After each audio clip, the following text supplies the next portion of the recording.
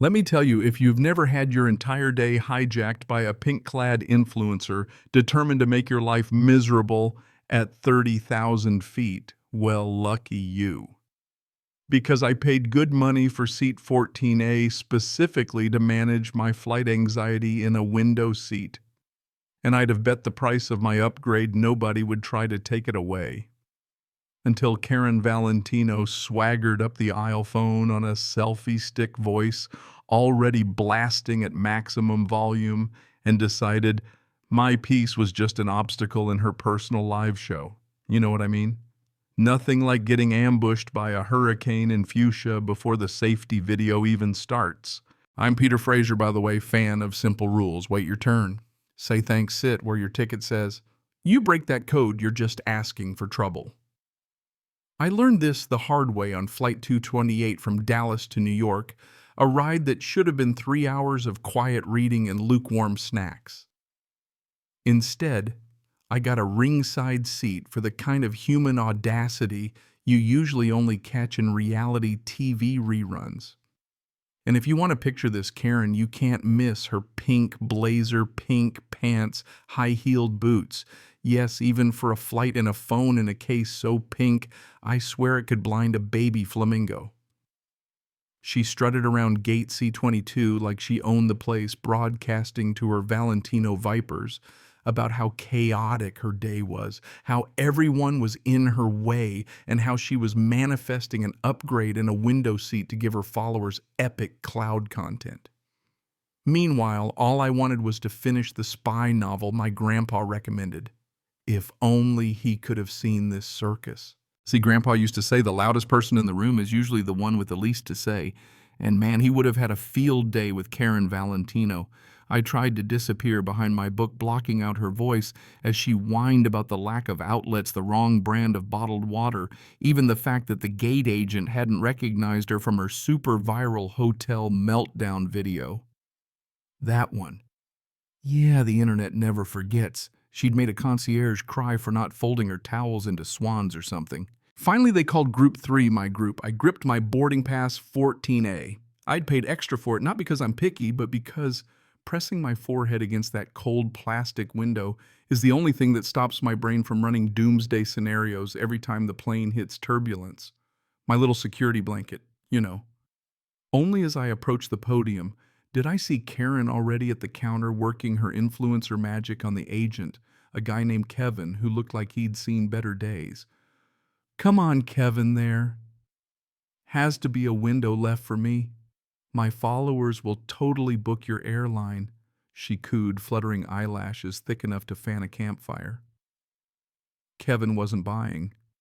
Ma'am, the flight's full. Your seat is 14B, he said, then waved me through with a silent plea in his eyes. I walked down the jet bridge hoping to leave her drama behind, no such luck.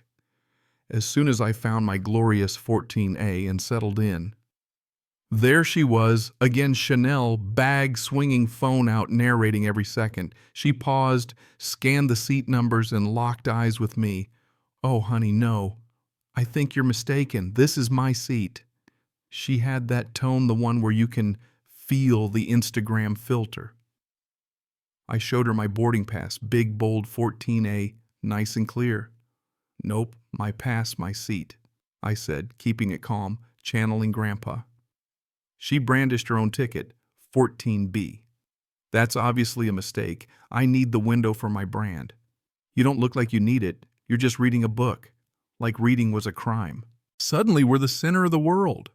Folks in the aisle slow down watching this reality show unfold at row 14.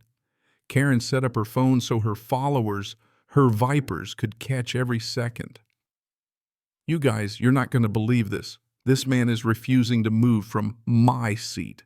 Total seat stealer. Every eye on the plane seemed to swing my way. My instinct, give up and avoid the confrontation.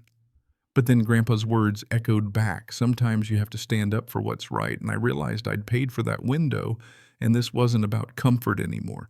It was about not being steamrolled by someone's sense of entitlement. I kept it firm, ma'am. My ticket is 14A. Yours is 14B. This isn't a negotiation. She glared, lowering her voice. Do you know who I am? Classic? No. And with all due respect, it doesn't matter. On a plane, everyone's equal. You sit where your ticket tells you. That got a laugh from a guy behind us. Didn't help Karen's mood any. Horrible customer service. I spend so much with you people. I'll get you all fired, she shouted, waving at the whole crew, and I think all of aviation. That's when the flight attendant showed up, Erica, with the patient seen-it-all look of someone who's wrangled 100 Karens before breakfast. Is there a problem? She asked, calm but steely. Instantly, Karen flipped to helpless victim mode. This man is being so aggressive, I feel unsafe. For the record, I was just holding a spy novel and quietly marinating in anxiety. Erica checked our passes, 14A for me, 14B for Karen, and laid down the law. Ma'am, window is his aisle is yours. Please be seated so we can depart. Karen wasn't done. She planted herself in the aisle, arms crossed, refusing to budge, trying to stare down Erica. No, I'll just stand here. What are you going to do about it? Erica didn't even blink. Ma'am, you can sit down in 14B or you can be offloaded from the aircraft. The choice is yours. You've got about 30 seconds before the captain gets involved. Offloaded. Now there's a word that puts the fear of God into even the boldest Karen. She finally stormed past me, practically collapsing into the aisle seat with enough drama to shake the row. Then for the Vipers. Now I'm stuck in this disgusting aisle seat next to this creep. She looked right at me. I just gave her a little smile.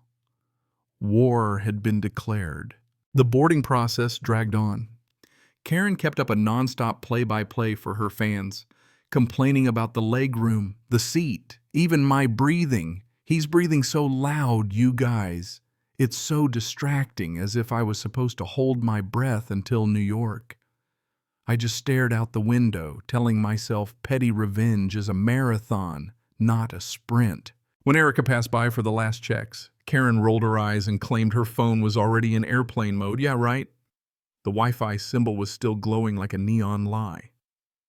Erica just stood there deadpan until Karen finally switched it off, only to sneak it back on when Erica moved away. For Karen, rules were more like polite suggestions. As we taxied out, Karen started jabbing the call button, demanding sparkling water with lemon in a real glass. I don't do plastic. The poor rookie flight attendant explained they couldn't do beverage service until we were airborne and only had plastic cups. This is unacceptable, she declared to the world. I muttered, if you find a lemon up here, it's yours, and heard a few snickers from the rows behind. Take off always the part I dread most. I did my breathing routine, stared at the shrinking world, tried to tune out Karen, narrating the liftoff for her followers. Look at the little cars down there, so cute, and tried to find some calm. We hit some rough patches of turbulence, the plane jolting, people gasping. Karen naturally used the opportunity to lean into my space, shrieking for her fans. I did my best to disappear into the window. Eventually, the turbulence faded, and the beverage cart came through. Erica stopped by offering drinks, just a ginger ale for me, my nervous flyer tradition. Karen wanted coffee extra hot with 3 creams and 4 sugars. She started stirring so furiously I thought she might launch the cup into orbit, slurping loudly for her audience. Okay, Vipers, the coffee is actually not terrible. Maybe this flight won't be a total disaster. And as if summoned by fate, the plane hit another sudden wobble. It all happened in a blur. Karen, mid-rant, jabbed her elbow into my arm during a bump. The coffee, hot and sticky, went flying right onto my lap. I yelped, the pain immediate and shocking. But Karen, did you see that Vipers? He just jolted me. He made me spill my coffee.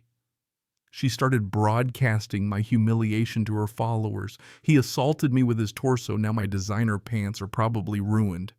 My skin was burning, my jeans were soaked, and her phone was documenting the whole scene, painting me as the villain. Across the aisle, a quiet older lady, Nora, handed me tissues and a cold bottle of water. It's not ice, but it might help, she said, barely glancing up from her knitting. Erica rushed over as soon as she could. Karen immediately started lying. He bumped me, totally slammed into me. Erica, weary but fair, brought me a cold pack and some burn cream and firmly told Karen to stop filming. Of course, Karen kept her phone going, more discreet, but still sneaky. Her version of the story kept rolling out to the Vipers, me as the monster, her as the martyred queen. Then the seatbelt sign came back on as Turbulence picked up again. Simple rule, stay seated. But not for Karen. She decided it was time for a bathroom break, ignored every announcement, unbuckled, and marched down the aisle, phone in hand, muttering about her human rights. Erica spotted her just as she started shoving the beverage cart out of her way. Cups flew. People gasped. A kid even yelled. Erica snapped. "That's it! I need to see your boarding pass. I am issuing you a written warning." Karen slapped it out of her hand live on camera. That's when Marcus Lee, the big quiet guy from the row behind, stood up, showed his badge, and calmly told Karen, "Ma'am, you need to stop." The whole cabin watched as her bravado crumbled. Marcus and Erica restrained her, not mean just firm and professional, and suddenly the influencer was silent, her live stream forgotten on her lap. Across the aisle, Nora let me see her phone. Karen's fans were turning. Comments were flooding in. Wait, he did have 14A. She lied. Receipts beat rants. Someone posted a photo of my boarding pass from earlier. Others shared clips of Karen shoving the cart and slapping Erica's hand. The tide was turning and fast. The rest of the flight was eerily quiet. Karen just sat there, restrained phone buzzing with angry messages from her own followers, her audience now jury and judge. When we landed, the captain announced we'd all have to stay seated until law enforcement came aboard. And they did, cool as cucumbers, escorting Karen off in real handcuffs, while passengers snapped photos for their own private collection of wildest flight ever moments. As for me, the airline sent me an apology email before I even got my bag, a $500 voucher, upgraded status, and the promise of a review for a possible lifetime ban for Karen. It wasn't revenge, not exactly. It was just justice delivered by the simplest thing in the world, a boarding pass and the truth. So here's what I learned. Sometimes peace is impossible and all you can do is stand your ground, trust the rules, and let the cameras roll. Now tell me, if you were in my shoes, would you have given up the seat or stood your ground? Drop your thoughts below. Share your own justice stories. And if you want more tales of chaos, clout, and comeuppance at 30,000 feet, hit subscribe. Because some rules really are worth defending, especially when you're flying with the Karens of the world.